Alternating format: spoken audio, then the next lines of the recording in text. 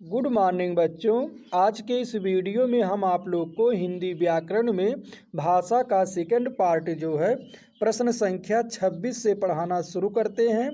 इसके पहले जो भी प्रश्न था उसको हम पढ़ा करके पूर्ण रूप से समाप्त कर चुके हैं और हम आशा भी करते हैं कि यदि आप लोग वीडियो को देखे होंगे तो आप लोग को ज़रूर समझ में आ गया होगा। तो आज का वीडियो बहुत ही महत्वपूर्ण वीडियो है।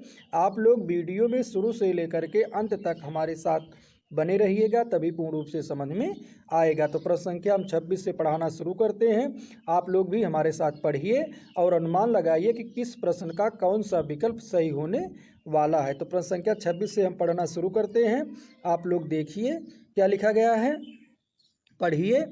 बघेली बोली का संबंध किस उपभाषा से है, जिसमें 4 विकल्प दिया गया है। ए में है राजस्थानी, बी में है पूर्वी हिंदी, सी में है बिहारी और डी में है पश्चिमी हिंदी। तो आप लोगों को इन चारों विकल्पों में चुन करके समझ करके और अनुमान लगा करके बताना है कि बघेली बोली का संबंध किस उपभाषा से है। तो आप लोग इसका आंसर बताइए। इसमें राइट आंसर होगा पूर्वी हिंदी। ठीक, इसके बाद हम प्रश्न संख्या 27 पढ़ते हैं। क्या लिखा गया है, किस तिथि को हिंदी को राजभाषा बनाने का निर्णय लिया गया, जिसमें 4 विकल्प दिया गया है। ए में है 15 अगस्त 1947 ईस्वी, बी में है 26 जनवरी 1950 ईस्वी, सी में है 14 सितंबर 1949 ईस्वी में, डी में है 14 सितंबर 1950 ईस्वी। तो इन चारों विकल्पों में आपको चुन करके समझ करके और अनुमान लगा करके बताना है कि किस तिथि को हिंदी को राजभाषा बनाने का निर्णय लिया गया है। तो चलिए फटाफट बताइए इसमें कौन सा विकल्प सही होने वाला है। तो इसमें आपके सामने राइट आंसर होगा सी, 14 सितंबर 1949 ईस्वी को हिंदी को राजभाषा बनाने का निर्णय लिया गया है। इसके बाद हम प्रश्न संख्या 28 पढ़ते हैं। क्या लिखा गया है, आप लोग हमारे साथ पढ़िए। में देखिए क्या लिखा गया है। वर्ष 1955 ईस्वी में गठित प्रथम राजभाषा आयोग के अध्यक्ष थे, जिसमें 4 विकल्प दिया गया है। ए में है बी जी खेर, बी में है सुनीत कुमार चटर्जी, सी में है जीवी पंत और डी में है पी सुब्बोरोयान। इन चारों विकल्पों में आपको चुन करके समझ करके अनुमान लगा करके बताना है कि वर्ष 1955 ईस्वी में गठित प्रथम राजभाषा आयोग के अध्यक्ष कौन थे। तो इसमें राइट आंसर होगा ए, बी जी खेर। इसके बाद हम प्रश्न संख्या 29 को पढ़ते हैं। क्या लिखा गया है, भारतीय संविधान की 8वीं अनुसूची में शामिल भाषाओं की संख्या है। ए में लिखा गया है 14, बी में है 15, सी में है 18 और डी में है 22। तो इन चारों विकल्पों में आपको चुन करके समझ करके अनुमान लगा करके बताना है कि भारतीय संविधान की 8वीं अनुसूची में शामिल भाषाओं की संख्या कितनी है। तो आप लोग बताइए कितनी भाषाओं की संख्या है। इसमें राइट आंसर होगा डी, क्या लिखा गया है, 22। भारतीय संविधान की 8वीं अनुसूची में शामिल भाषाओं की संख्या कितनी है, 22। इसके बाद हम प्रश्न संख्या 30 पढ़ते हैं। क्या लिखा गया है, हिंदी की आदि जननी है, जिसमें 4 विकल्प दिए गए। ए में है संस्कृत, बी में है पाली, सी में है प्राकृत, डी में है अपभ्रंश। इन चारों विकल्पों में आपको चुनकर समझकर अनुमान लगा करके बताना है कि हिंदी की आदि जननी कौन है। तो इसमें संस्कृत भाषा है, ए संस्कृत। इसके बाद हम प्रश्न संख्या 31 को पढ़ते हैं। क्या लिखा गया है, हमारे साथ पढ़िए। 11वां विश्व हिंदी सम्मेलन सन 2018 ईस्वी का आयोजन स्थल था। तो इसमें आपको 4 विकल्पों में चुन करके बताना है। ए में है नागपुर, बी में है मॉरिशस, सी में है लंदन, डी में है न्यूयॉर्क। इन चारों विकल्पों में आपको चुन करके बताना है कि 11वां विश्व हिंदी सम्मेलन 2018 ईस्वी का आयोजन स्थल कौन सा था। तो इसमें राइट आंसर होगा बी, मॉरिशस। अब इसके बाद हम प्रश्न संख्या 32 को पढ़ते हैं। प्रश्न संख्या 32 को पढ़िए आप। क्या लिखा गया है, निम्नलिखित में से कौन भारोपीय परिवार की भाषा नहीं है। प्रश्न संख्या 32 को ध्यानपूर्वक पढ़िए, क्या लिखा गया है।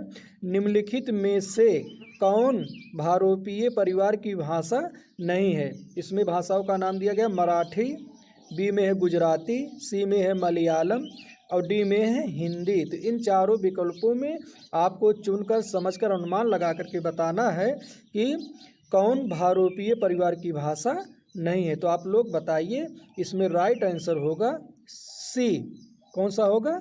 सी, मलयालम। इसके बाद हम प्रश्न संख्या 33 को पढ़ते हैं। इसके बाद आप लोग प्रश्न संख्या 33 को पढ़िए हमारे साथ, क्या लिखा गया है। हिंदी दिवस इस दिन मनाया जाता है। तो ए में है 11 जून, बी में है 14 सितंबर, सी में है 28 सितंबर और डी में है 10 अक्टूबर। तो आप लोग बताइए कि हिंदी दिवस किस दिन इस दिन मनाया जाता है। तो आपके सामने राइट आंसर होगा बी, 14 सितंबर। ठीक। इसके बाद हम प्रश्न संख्या 34 पढ़ते हैं, क्या लिखा गया है।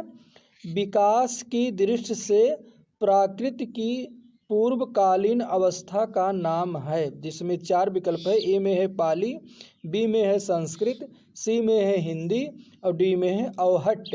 इन चारों विकल्पों में आप चुन करके समझ करके और अनुमान लगा करके बताइए। तो इसमें आपके सामने राइट आंसर होगा ए, पाली। ठीक। इसके बाद हम प्रश्न संख्या 35 को पढ़ते हैं, क्या लिखा गया है। हमारे साथ पढ़िए। पश्चिमी हिंदी की 2 बोलियों का सही युग्म है। इसमें ए में है कन्नौजी अवधी, बी में है ब्रज बघेली, सी में है छत्तीसगढ़ी बांगरू और डी में है खड़ी बोली बुंदेली। इन चारों विकल्पों में आपको पश्चिमी हिंदी की 2 बोलियों का सही युग्म पहचान करके बताना है। तो इसमें आपके सामने राइट आंसर होगा डी, खड़ी बोली बुंदेली। इसके बाद हम प्रश्न संख्या 36 को पढ़ते हैं, क्या लिखा गया है। अर्धमागधी अपभ्रंश से विकसित बोली है। ए में है बांगरू, बी में है बघेली, सी में है ब्रजभाषा और डी में है भोजपुरी। इन चारों विकल्पों में आपको चुन करके समझ करके और अनुमान लगा करके बताना है कि अर्धमागधी अपभ्रंश से विकसित बोली कौन सा है। इसमें आपके सामने राइट आंसर होगा बी, बघेली। इसके बाद हम प्रश्न संख्या 37 को पढ़ते हैं, क्या लिखा गया है।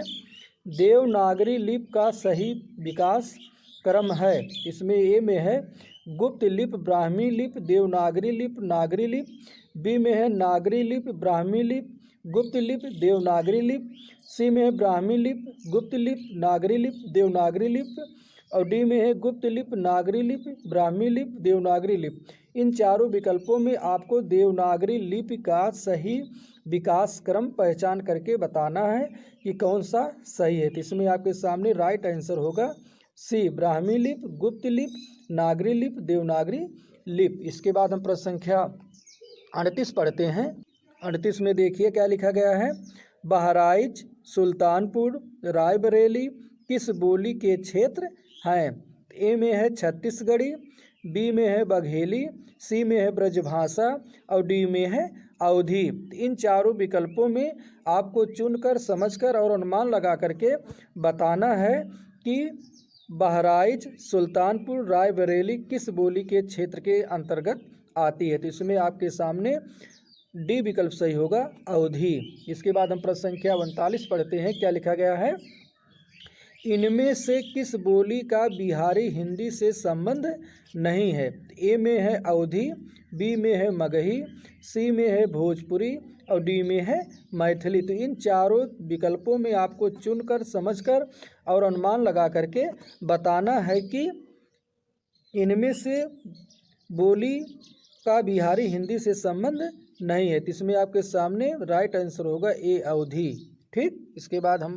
इसके बाद प्रश्न संख्या 40 पढ़िए, क्या लिखा गया है। 14 सितंबर 1949 को भारतीय संविधान सभा ने हिंदी को भारत संघ की कौन सी भाषा का दर्जा दिया है। ए में है राष्ट्रभाषा, बी में है लोक भाषा, सी में है संपर्क भाषा और डी में है राजभाषा। तो इन चारों विकल्पों में आप चुनकर समझकर और अनुमान लगा करके बताइए कि 14 सितंबर 1949 को भारतीय संविधान सभा ने हिंदी को भारत संघ की कौन सी भाषा का दर्जा दिया है। तो इसमें आपके सामने राइट आंसर होगा डी, राजभाषा। ठीक, इसके बाद हम प्रश्न संख्या 41 पढ़ते हैं। बी भाषा किसे कहते हैं। ए में है खड़ी बोली हिंदी को, बी में है हिंदी क्षेत्र की प्रमुख बोलियों को, सी में है हिंदी क्षेत्र की शेष बोलियों को और डी में है एक छोटे से क्षेत्र में बोली जाने वाली भाषा को। तो इन चारों विकल्पों में आप चुन करके अनुमान लगा करके बताइए कि बी भाषा किसे कहते हैं। तो इसमें आपके सामने राइट आंसर होगा बी, हिंदी क्षेत्र की प्रमुख बोलियों को हम बी भाषा कहते हैं। इसके बाद हम प्रश्न संख्या 22 को पढ़ते हैं। क्या लिखा गया है, हमारे साथ पढ़िए। 42वां में क्या लिखा गया है।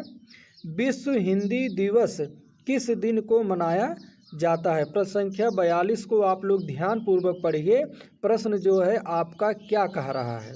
इसमें कह रहा है कि विश्व हिंदी दिवस, विश्व है ये, विश्व हिंदी दिवस किस दिन को मनाया जाता है। तो ए में है 10 जनवरी, बी में है 10 फरवरी, सी में है 14 सितंबर और डी में है 14 नवंबर। तो इन चारों विकल्पों में आप चुनकर समझकर अनुमान लगा करके बताइए कि विश्व हिंदी दिवस किस दिन को मनाया जाता है। तो इसमें आपके सामने राइट आंसर होगा ए, 10 जनवरी। ठीक, इसके बाद हम प्रश्न संख्या 43 को पढ़ते हैं। इंसा अल्लाह खां द्वारा रचित रानी केतकी की कहानी का ही दूसरा नाम है।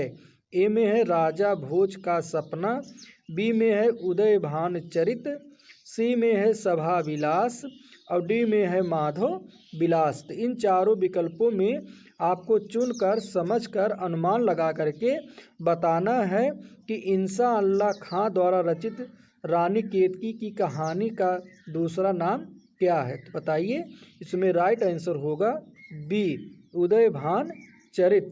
इसके बाद हम प्रश्न संख्या 44 को पढ़ते हैं। क्या लिखा गया है।